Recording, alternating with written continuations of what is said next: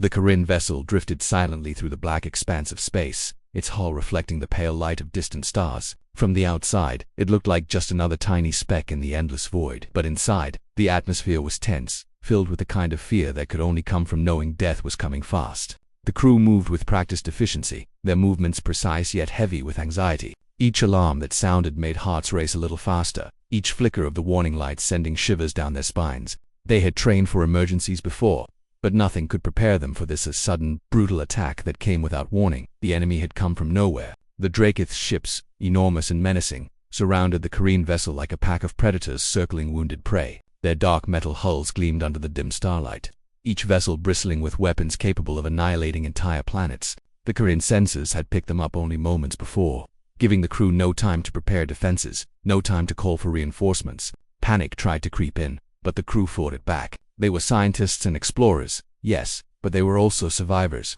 descendants of a species that had learned to navigate dangers of every kind. Still, even their courage wavered when facing enemies this ruthless. Shields at 40%, one of the crew reported, her voice steady despite the trembling of her hands. The numbers flashed on the control panel, red and ominous, showing just how close they were to disaster. Outside, the Draketh ships fired in precise deadly arcs. The first few blasts slammed into the vessel, shaking it violently. Sparks flew, and a section of the outer hull buckled under the impact. The crew strapped themselves to consoles, holding on as the ship shuddered, knowing every second could be their last. Captain Lyra, the leader of the mission, barked orders with a calm authority that belied the fear in her eyes. Divert all remaining power to the shields. Engage evasive maneuvers. Prepare the S. Her voice was a lifeline, guiding the crew through chaos. Everyone moved quickly, their bodies responding to years of training, even as their minds raced with the terrifying thought of dying in the void. Lyra knew that calling for help was their only chance, though the chances of anyone hearing them, let alone responding, were slim. The SOS they would send was more of a hope than a final plea to an uncaring galaxy. The ship's communications officer, a young Corinne named Vero, worked frantically to align the long-range transmitter. His fingers flew across the console, initiating the complicated sequences required to send a message across interstellar distances. The message had to be encoded, amplified, and launched in a direction where it might be detected. Every second counted. Outside, the Draketh ships adjusted their positions, closing in like shadows ready to swallow the light. The crew could hear the distant hum of their weapons charging, the subtle but terrifying promise of destruction that would arrive in a matter of minutes if they failed. Vero paused for a brief moment, looking out through the viewport at the endless black. He had been trained to think logically, to control his fear, but even he felt the weight of hopelessness pressing down on him. The universe was vast, indifferent, and cruel, and here he was, facing creatures that had no concept of mercy. Yet, despite the fear, he forced himself to continue. He remembered the countless stories of their ancestors, explorers who had faced dangers far greater than this, who had survived because they never gave up. This thought steadied his hands, and with a deep breath, he finished the sequence. The SOS signal, their last hope, shot out into the darkness, tiny and fragile, yet carrying the weight of their lives, their planet, and their entire civilization's pride. The crew braced themselves, waiting for some miraculous sign that their call had been received, but space gave them nothing. For a long, harrowing moment, there was only silence. The Draketh ships were relentless, firing in waves, each strike more destructive than the last. The Corinne vessel groaned under the strain, hull plating buckling, power systems faltering. Fires broke out in some sections, and the crew scrambled to contain them. Their fear now mingled with a fierce determination to survive, to protect their comrades. Every alarm, every flicker of a warning light, was a reminder of how fragile their situation was, how close death lingered. Captain Lyra walked along the narrow corridors, checking on each member of the crew. She saw fear etched in their faces, saw the exhaustion in their movements, but she also saw courage, the stubborn, unyielding kind that refused to surrender even when all seemed lost. She stopped beside a young engineer, a Corinne who had only recently joined the mission. "Hold on," she said simply. "We've done everything we can. Now, we wait." Her words were not empty comfort. They carried the authority and reassurance of someone who had faced impossible odds before and survived. The crew nodded, holding on to that slim thread of hope, knowing that giving up was not an option as the battle raged. The SOS signal continued its lonely journey across the cosmos, carried by invisible waves through the vast emptiness. The crew did not know if anyone would hear it, did not know if help would ever come. Yet, the act of sending it gave them a sense of control, a way to fight back even in the face of overwhelming power. It was a reminder that they were not entirely powerless, that even in the darkest hour, there was a chance, however small, that someone, somewhere, might answer their call. The Draketh ships moved closer, their weapons targeting the most vulnerable sections of the vessel. Explosions rocked the interior, throwing crew members to the floor, leaving scorch marks on walls and consoles. Smoke filled the corridors, making it hard to breathe, but the crew pressed on, dragging hoses and fire suppressors through the chaos, determined to keep the ship alive long enough for the SOS to reach someone who could help. Each action, each decision, was a battle against despair, a fight to maintain hope in a situation that seemed hopeless. And then, for a brief, fleeting moment, a strange sensation spread among the crew, a feeling that they were not entirely alone, that perhaps, against all odds, their call might be heard. It was intangible, almost like a whisper carried across the stars, a tiny glimmer of possibility that cut through the terror. They did not know where it came from or what it meant, but it strengthened their resolve. They continued to work, to fight, to survive, holding on to the belief that the universe might, just this once, respond to their desperate plea. Time became meaningless inside the Corinne vessel. Minutes stretched into what felt like hours as they fought fires, stabilized systems, and repaired critical components. The Dracoth attacks came in relentless waves, each strike more devastating than the last, yet the crew adapted, improvised, and survived. Every small victory a fire contained, a power system restored, a hull breach sealed, was a triumph against the odds, a reminder that even in the face of annihilation, life clung stubbornly to existence. By the time the Corinne crew finally allowed themselves to take a brief breath, the ship was battered but still functional. Their hull was scarred, systems were stressed, and many of their friends bore injuries, both physical and emotional. Yet, the SOS signal was out there, traveling across the dark expanse, carrying their hope, their fear, and their desperate need for help. Captain Lyra looked around at her crew, seeing the mix of exhaustion, fear, and determination in their eyes. She knew the worst was not over, but for the first time in what felt like eternity, there was a glimmer of possibilities. Someone might answer their call, someone might come to their aid, and perhaps, just perhaps, they might survive this nightmare. And so, drifting through the endless void, the Corinne vessel continued its fragile journey, battered and wounded, yet alive. The SOS signal pulsed quietly through space, a tiny beacon in the darkness, carrying the lives of the crew, the hopes of their species, and the desperate prayer that somewhere, someone would hear it. Come. In that lonely, terrifying moment, the fate of the Corinne rested not on weapons, not on luck, but on the hope that the universe still had a way of responding to those who called out in desperation. It was a hope that, as fragile as it seemed, refused to die, just as the crew refused to surrender, holding on against impossible odds to the belief that help, against all logic, might still come. The message from the distant Corinne vessel arrived at Earth like a whisper through the endless void, barely noticeable at first among the constant hum of space traffic, signals, and transmissions. Yet, the few who caught it immediately understood its importance. It was an SOS, desperate and clear, pleading for help. The words translated from the alien language were simple, almost heartbreaking in their clarity. "We are under attack. We cannot survive. Please, someone help us." The coordinates attached to the message were precise, revealing the location of the attack in a remote, unmonitored part of the galaxy. At the United Human Defense Council headquarters, alarms rang. A small, elite team of humans specialized in interstellar intelligence gathered around the main holographic display. The room was tense. Each person understood that this was no ordinary distress call. They were trained to assess threats, and yet something about the urgency in the Corinne message sent shivers down their spines. It wasn't just a plea for help, it was the fear, the desperation, the knowledge that these aliens faced total annihilation within hours if no action was taken. Dr. K, the lead analyst, was the first to speak. His voice was calm but firm, carrying the weight of authority. "We need to determine the risk," he said, pointing to the display. The coordinates flashed in bright orange, highlighting a sector of space far beyond Earth's normal patrol zones. "It could be a trap," another officer, Commander Tessa, argued. "We don't know who or what sent this. It could be a lure." Her concern was valid. Humans had learned over centuries that the galaxy was not kind to those who rushed in unprepared. Many species had tried to deceive Earth with false messages, baiting them into conflicts that were devastating. Despite the warnings, there was a growing sense among the council members that inaction could be worse than acting blindly. If the message was real, it was a genuine plea for help from a civilization on the brink of destruction, and if humanity ignored it, the consequences might extend far beyond the immediate incident. There was a silent understanding among them. Humans were known as the Deathworlders, a species that had survived the harshest planet in the galaxy, a people who adapted, endured, and struck back with unmatched resilience when threatened. Ignoring a plea like this was almost impossible for them. Images transmitted alongside the message made the decision harder to ignore. The hologram displayed the Corinne vessel under attack. Fires burned across the alien ship's hull, and the crew inside could be seen struggling to maintain control. Tiny silhouettes moved frantically in the corridors, some injured, some trying desperately to save their colleagues. The distress was real, immediate, and horrifying. Even seasoned members of the council felt a pang of sympathy they had rarely experienced in such detached, strategic meetings.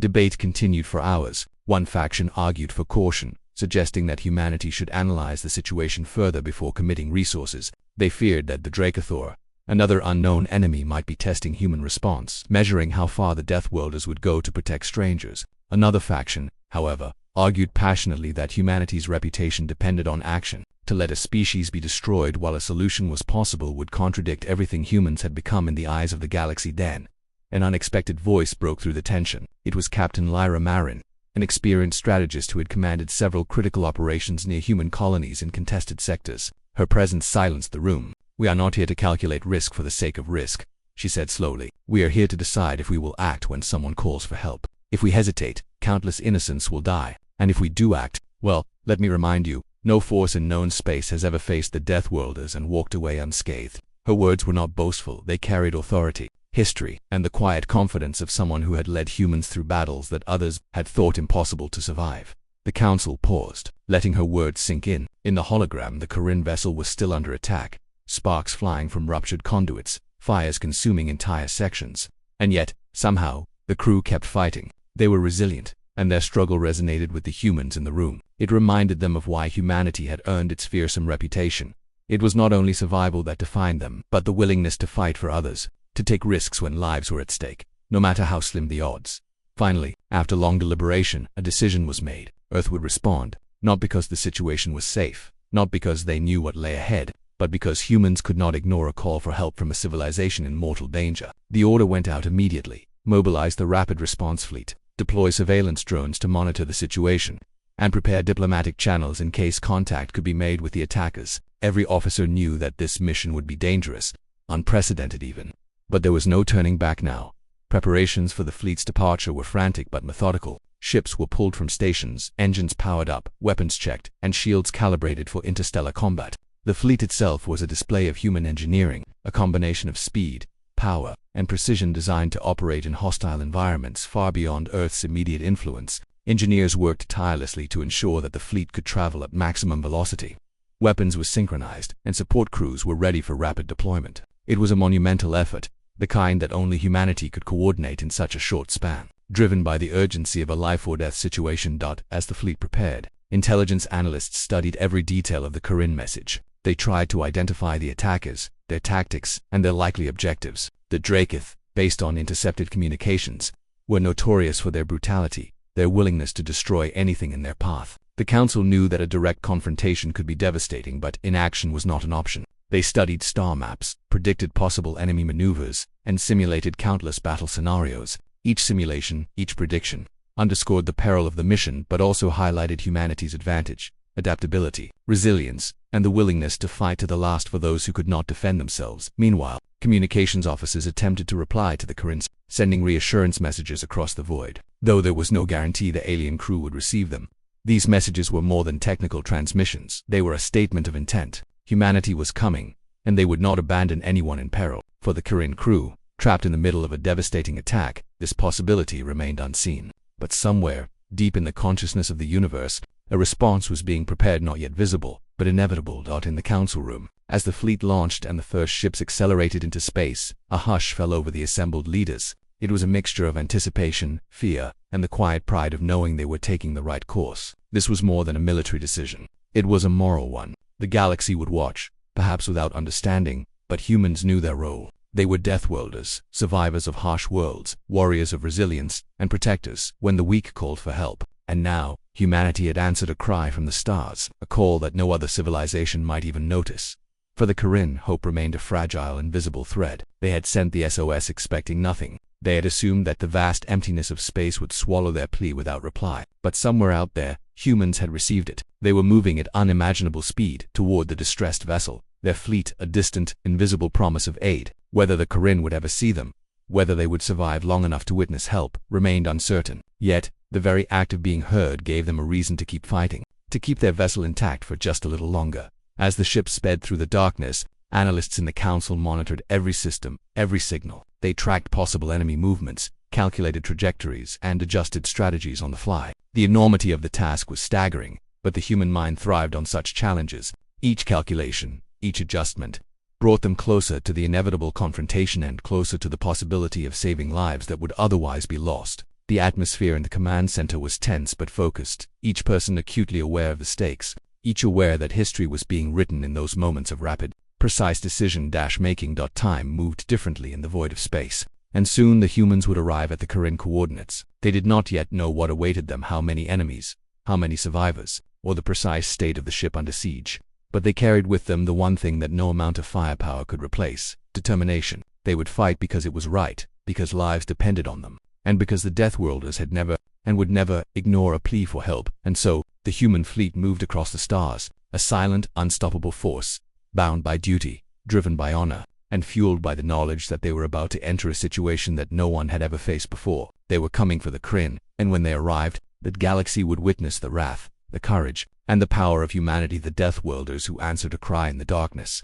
When no one else dared, the human fleet surged through the vast emptiness of space with a quiet, relentless purpose. Each ship moved in precise formation, engines glowing faintly against the black backdrop of stars, weapon systems online and shields humming softly. The atmosphere inside the command ships was a mix of tension, focus, and anticipation. The officers and crew knew that the situation they were heading into was unlike anything humanity had ever faced before. The SOS from the Corinne had set this chain of events in motion, and now they were the answer. The unseen guardians racing toward a civilization in danger on board the lead ship. Admiral Rin surveyed the holographic star map projected in the center of the command room. The coordinates of the Corinne vessel floated in glowing green, surrounded by areas marked as Dracith-controlled territory.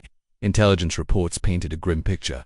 The Dracith were an empire feared across the galaxy for their brutality, unmatched firepower, and willingness to destroy anyone who resisted them. Every officer in the room knew the risk. This was not a patrol mission. This was not a defensive operation near human colonies. This was deep into enemy territory, and they were going to face an adversary that thrived on violence, knew no mercy, and had every reason to consider the approaching humans a threat. Status report. Admiral Rin commanded, his voice calm but carrying authority. Captain Tessa, sitting beside him, responded immediately. Shields at full capacity, weapons online, evasive thrusters primed, drones deployed for reconnaissance ahead of the main fleet. Estimated time to coordinates, 3 hours, maximum warp. Good, Rin said, nodding. Prepare for immediate engagement upon arrival. We cannot allow the Dracith to finish what they started. Our priority is the Corinne survivors. The crew worked with meticulous efficiency, each action deliberate, each movement precise. Humans had earned the reputation of Deathworlders for a reason. They were survivors, fighters, and strategists in equal measure. Every system, every weapon, every shield was designed to operate in the worst conditions imaginable. The fleet moved, like a single organism, a testament to centuries of technological advancement and rigorous training. Yet, despite all this preparation, there was an underlying awareness of danger.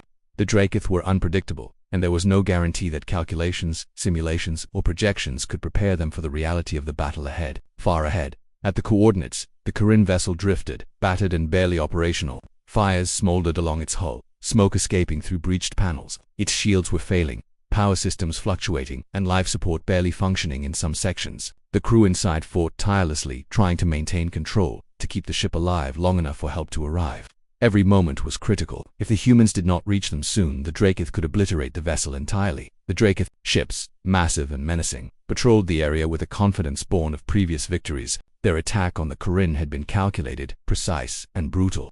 They were unaware that reinforcements were coming, and their arrogance blinded them to the possibility that humanity could intervene. In their minds, this was a simple low-risk operation: eliminate a small alien ship and move on. They had no idea that they were about to encounter a force unlike any they had faced, a species shaped by survival on a planet where every day was a battle for life, where death was a teacher, not a threat.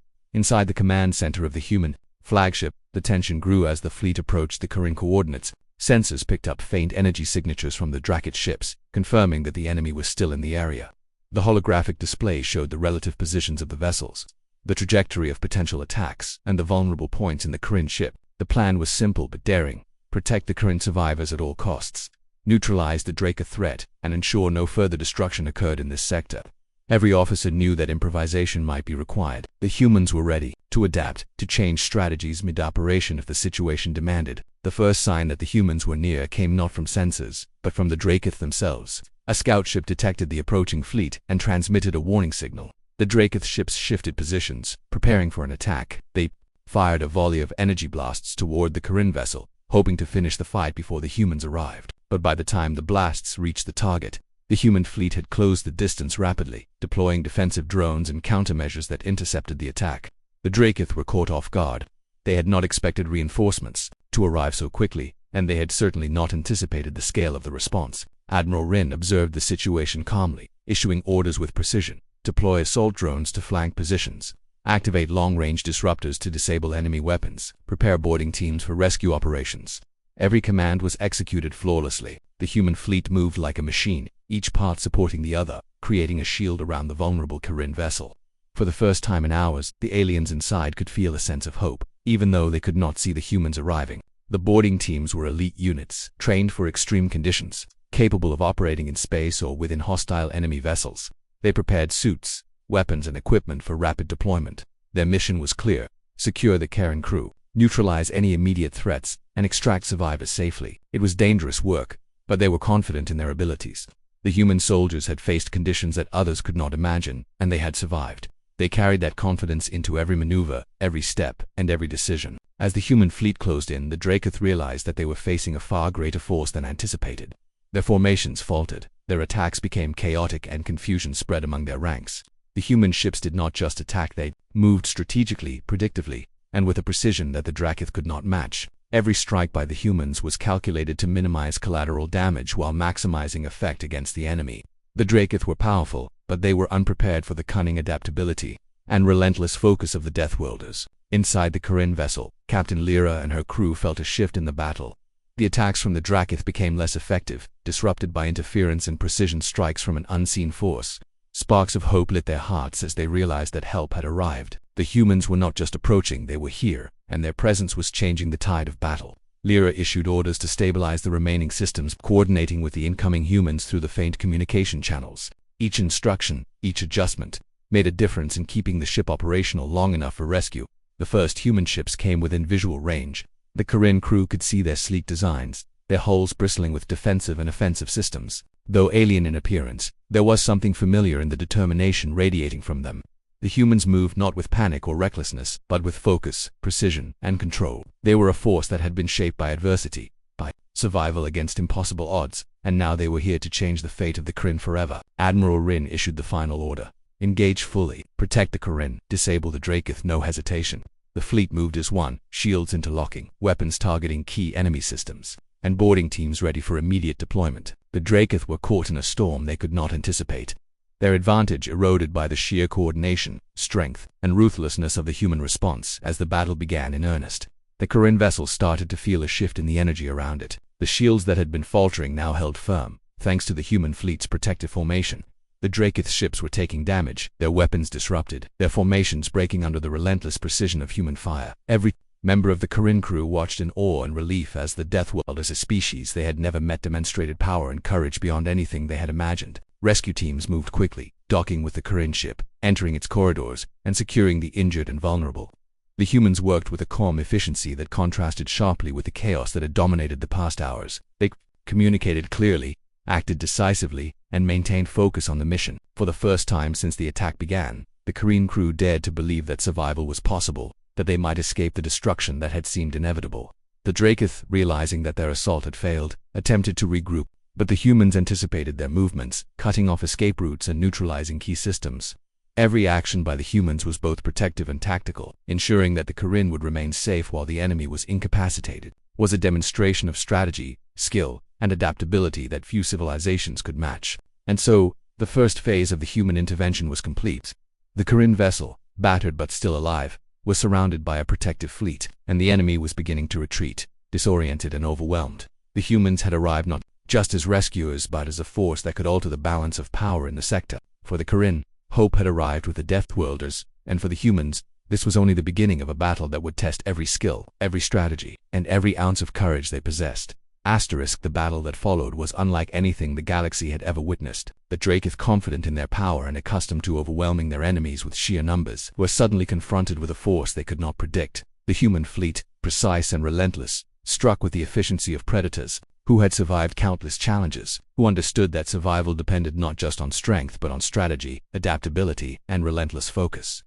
Every maneuver was calculated, every attack measured, and every human crew member operated with an instinctive awareness that came from generations of survival on a world where death was always close. The Dracith ships fired continuously, their massive energy beams cutting through the blackness of space. leaving trails of destruction in their wake. Yet, the human fleet moved like living shields, interposing themselves between the enemy and the fragile Karen vessel. Energy blasts met deflector shields, only to be redirected harmlessly into empty space. Human engineers and tactical officers adjusted power flows instantly, diverting energy to weaken shields, rerouting weapons systems, and keeping the fleet in a perfect balance of offense and defense. It was as though every ship was an extension of a single mind, acting in unison, anticipating enemy movements, and responding faster than the Dracith could react. Inside the Korean vessel, Captain Lyra and her crew watched with awe as the humans took control of the battle. The fires still burned in some sections, but they were contained, the hull stabilized, and the most critical systems repaired long enough to allow life support to function properly. For the first time since the attack began, the Korean could breathe easier, though still with fear lingering in their hearts. They did not yet know the full scope of what was happening outside, but the visible presence of the human fleet brought a sense of reassurance, a fragile hope that survival was within reach. Admiral Rin on the human flagship monitored the entire battle, issuing precise commands: target weapon arrays on the lead Dracith ship, deploy boarding drones to disable propulsion, keep the Korean vessel in the center of the formation, no civilians harmed. Every instruction was followed flawlessly, but human soldiers and engineers moved with a confidence born of discipline, training, and an understanding that hesitation could cost lives. The first wave of human assault drones reached the Dracith ships, small but highly effective units designed to infiltrate, disable, and disrupt enemy systems. They zipped through the void, avoiding enemy fire with incredible agility, and planted energy disruptors on key weapon nodes. The Dracith were taken completely off guard, their coordinated assault faltering as their main weapons began to fail. Panic spread among their crews, an unfamiliar emotion for warriors who had never encountered an opponent capable of such precision and speed. Human boarding teams were next. Clad in reinforced suits designed to operate in the vacuum of space, they attached to the enemy vessels and entered through docking ports and emergency air. Inside, they moved swiftly, disabling key systems, neutralizing resistance, and taking control of critical areas. Their movements were quiet but deadly, each action executed with the calm efficiency of a species that had survived the harshest conditions imaginable. The Dracith, accustomed to overwhelming their enemies with firepower alone, found themselves powerless against opponents who combined intelligence, strategy, and sheer physical resilience.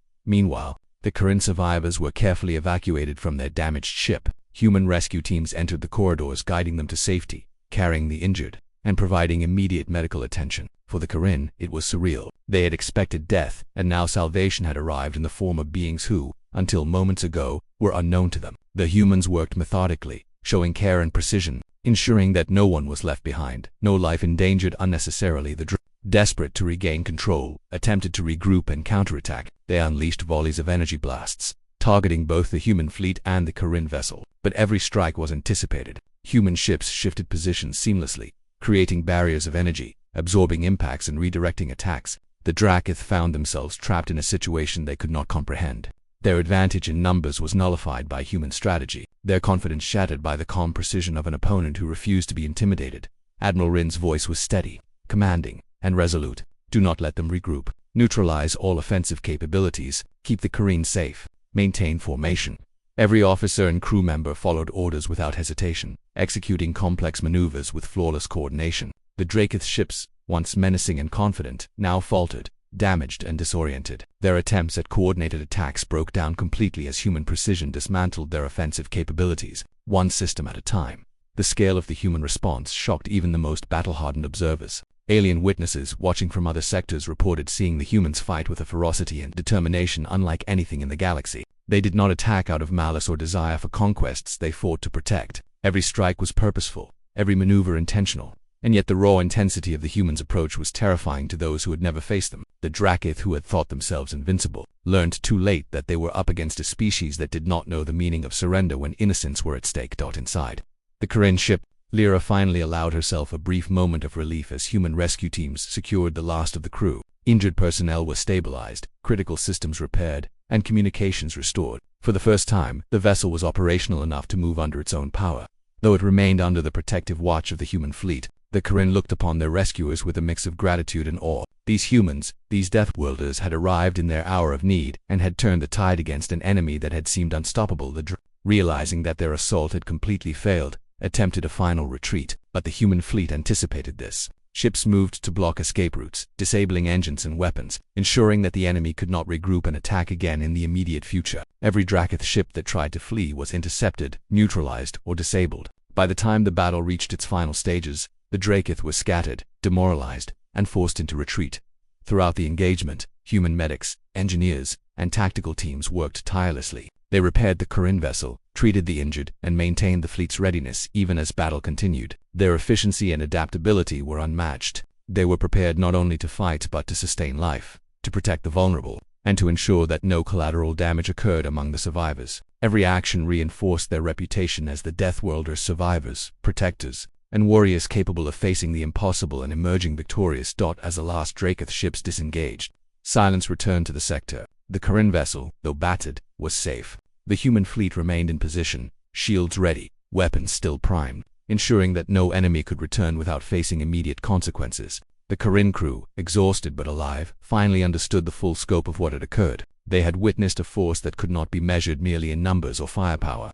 They had witnessed humanity in its truest form, disciplined, relentless, and unstoppable when defending life. Admiral Rin surveyed the aftermath, satisfied but cautious. The battle was over, but the mission was not complete. The Kharin survivors needed safe transport, medical attention, and protection. The Draketh, though retreating, were not defeated forever. Humanity had sent a clear message: attacking the innocent would not go unpunished, and any species that underestimated the Deathworlders did so at their own peril. The Kharin, looking upon their rescuers, felt an emotion they had never truly understood before. They had sent a call for help, expecting perhaps silence, perhaps death, and instead, they had received salvation. But humans had fought not for glory, not for gain, but for the simple principle that life must be protected, that desperation must be answered. It was a lesson in courage, in strategy, and in the unstoppable force of a species that had survived the harshest conditions imaginable. For the galaxy, the event became legendary. The story of how a small SOS from a desperate civilization brought the wrath of the Deathworlders across the stars spread quickly. Other species began to see humanity not merely as survivors, but as protectors, warriors, and a force to be reckoned with. The Draketh, once feared, now approached conflicts with caution when humans were involved. And the Kharin, forever indebted, would carry the story of the humans' intervention across their own systems, ensuring that the courage, precision, and relentless determination of the Deathworlders would never be forgotten. In the aftermath, the human fleet remained vigilant, ensuring that the Kharin were safe before allowing them to proceed to a secure sector. The battle had ended, but its impact would resonate for years, changing the balance of power in the galaxy and reinforcing the simple truth that, if someone called for help and humanity heard it, the Deathworlders would answer with wrath, precision, and an unyielding determination to protect life at all costs.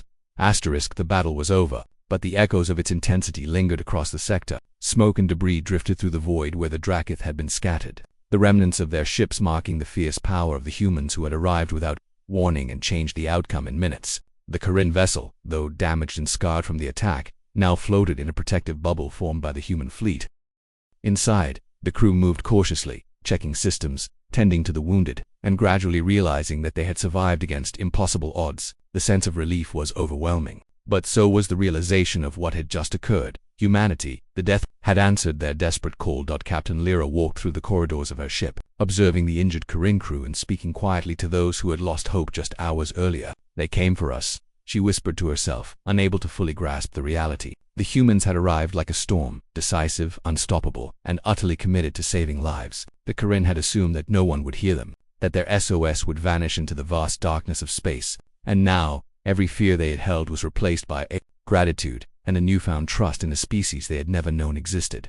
On board the human flagship, Admiral Rin monitored the situation with meticulous care. The Draketh had retreated, their forces scattered and crippled, but they were not destroyed entirely. He knew that caution was still required. Even a weakened enemy could regroup if given the chance. Orders were given to maintain defensive formations around the Kharin vessel, to provide medical assistance, and to ensure the survivors could move safely to a secure location. Every human officer and crew member understood that their work was far from over. Saving the Kharin was only the beginning of a larger mission to ensure the galaxy understood that humanity would act when life was threatened. Medical teams deployed onto the Kharin ship, tending to the injured with calm efficiency. Humans moved through the corridors, assessing damage, administering treatment, and stabilizing systems. Their presence was reassuring, their actions methodical and precise, showing the Kharin crew that they were not just survivors but protectors. Injured aliens who had expected death now felt the hands of salvation, and each small success the stabilization of a critical system. The treatment of a wounded crew member enforced the Kharin's belief that they had witnessed something extraordinary. As the Kharin began to regain their composure, human engineers worked tirelessly to repair the vessel. Hull breaches were sealed, engines restarted, and life support systems reinforced. The humans coordinated seamlessly, their expertise in ship repair and emergency management turning a vessel on the brink of collapse into one capable of functioning adequately for the journey ahead. It was a combination of skill, discipline, and determination that left the Korean awestruck. They had been rescued not by chance, but by a species whose very existence had been forged in the crucible of survival. Meanwhile, were regrouping far from the battlefield, their pride wounded and their confidence shaken. The humans had not only neutralized their attack but had done so with a precision and ferocity that left no doubt about their capabilities. Messages intercepted from the Dracoth command revealed confusion, disbelief, and even fear. They had underestimated humanity, assuming that their reputation as Deathworlders was a myth or an exaggeration. Now they understood the truth. Humans were not only survivors, they were warriors unlike any other in known space. Back with the Korin, the survivors were beginning to process the scale of what had happened. They had sent a call for help expecting silence or perhaps a late response from distant allies. Yet instead, a fleet of humans had arrived in record time, engaging the enemy with tactics and skill that it seemed impossible. Every crew member, from the youngest cadet to the experienced engineers, felt a mixture of relief, gratitude, and awe. Captain Lyra addressed her team, her voice trembling with emotion. "We have been saved by a species we never imagined. We owe them our lives and our future." Human communication officers opened a channel to the Korean leadership, explaining that their vessel would be escorted to a secure sector while the human fleet maintained a defensive perimeter. The Korean responded with words of gratitude, their language awkward but sincere, conveying a depth of emotion that humans could understand even without perfect translation. For the first time, two civilizations that had never interacted were connected not by diplomacy or trade, but by survival and mutual respect. The bond forged in that brief, violent encounter would shape interstellar relations for generations. The journey to a safe location was tense but controlled. The human fleet maintained a protective formation, scanning for any remaining Dracoth forces, prepared for ambushes or surprises. Inside the Korean vessel, the crew began to regain confidence. Now that human protection was constant, they could move about more freely, repair systems more effectively, and tend to personal needs without the overwhelming fear of imminent attack. The presence of the humans was not just a shield, it was a psychological reinforcement, a reminder that they were no longer alone in the universe. As the fleet approached the secure sector, human leaders began to assess the broader implications of what had occurred. The rapid, decisive response had not only saved lives but had sent a clear message across the galaxy. Humanity would intervene when the innocent were threatened. Diplomats, military strategists, and intelligence officers discussed how this action would be perceived, and the consensus was unanimous. Humanity's reputation as the Deathworlders had been solidified. Allies and enemies alike would reconsider their calculations when humans were involved. The galaxy had witnessed their capacity for protection and their readiness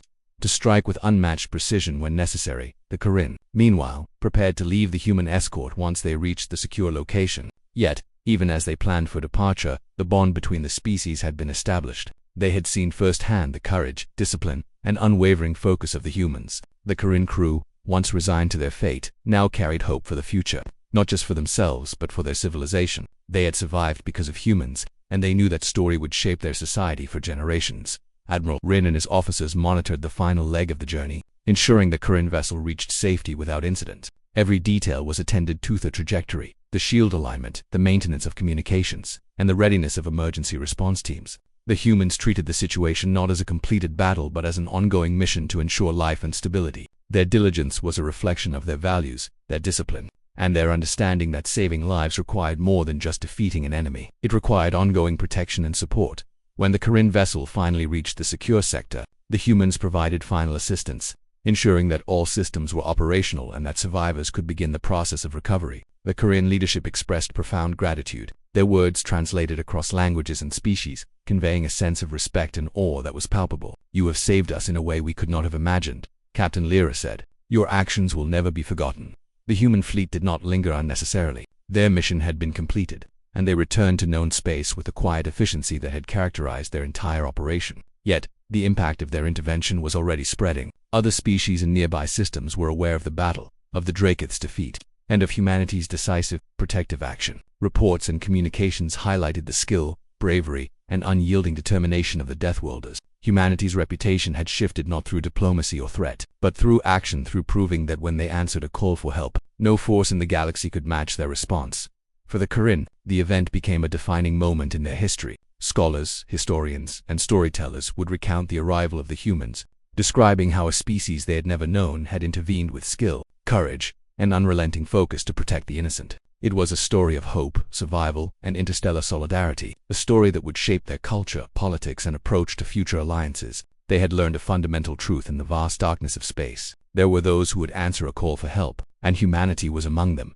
Back on Earth, the success of the operation was quietly celebrated among military and civilian leaders. They analyzed the mission, learning from each decision, each maneuver, and each tactical choice. The event reinforced core principles: preparation, adaptability, courage, and the moral imperative to protect life whenever possible. Humanity had demonstrated not only its power but its values. They had acted decisively, protected the weak, and sent a message that resonated across star systems. Injustice would not go unanswered, and calls for help would not be ignored.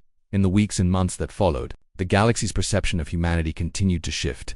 Other species began reaching out, seeking alliances, protection, or even cooperation, understanding that humans were a force capable of immense power and profound morality. The Dracoth, humbled by the encounter, approached future engagements with caution. The Korean rebuilt, carrying forward the lessons learned, and their gratitude ensured that humanity's actions would be remembered across generations. The small SOS that had drifted through space, almost lost to the void, had changed everything. It had summoned the wrath of the Deathworlders, revealed the depth of human courage and skill, and reshaped interstellar politics. The galaxy understood, in ways that could not be ignored, that when humanity answered a call for help, the results were unstoppable. And in the hearts of those who had survived, the lesson was clear. Hope, even in the darkest moment, could be realized if the right forces chose to act. And so, the Korean and the humans parted ways, forever connected by the events of that day.